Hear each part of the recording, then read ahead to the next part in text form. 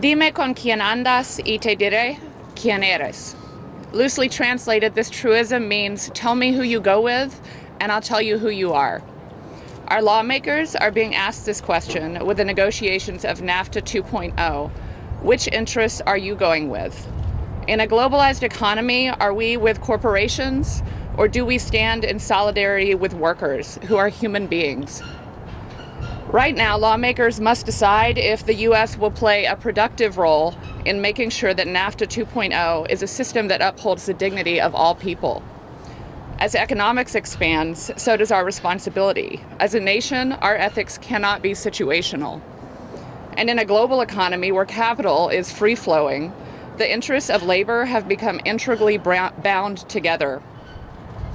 The total lack of enforceable labor rights in the original NAFTA agreement, we heard, resulted in Mexican manufacturing wages that are 40% lower than in China.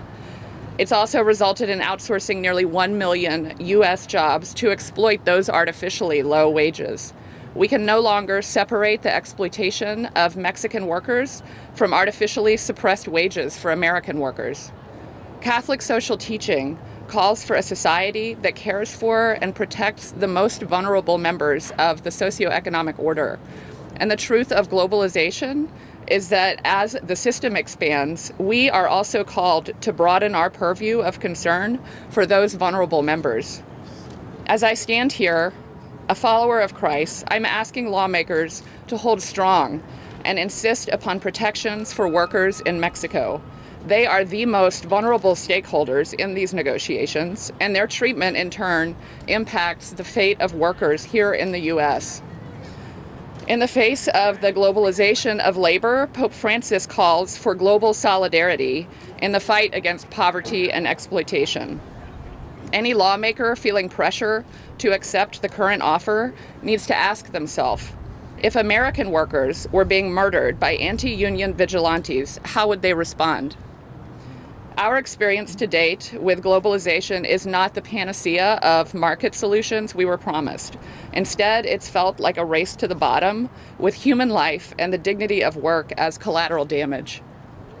This shot at renegotiating NAFTA is a once-in-a-generation opportunity to refashion globalism. We will all benefit from this work to reform and build a more just society, one which promotes human dignity and the common good for all. As a Christian, I believe in the possibility of a new creation.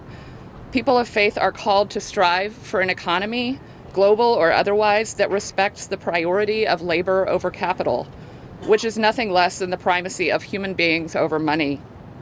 For lawmakers of goodwill feeling an urgency to sign a deal, what is your non-negotiable? Dime con quién andas y te diré quién eres. Thank you.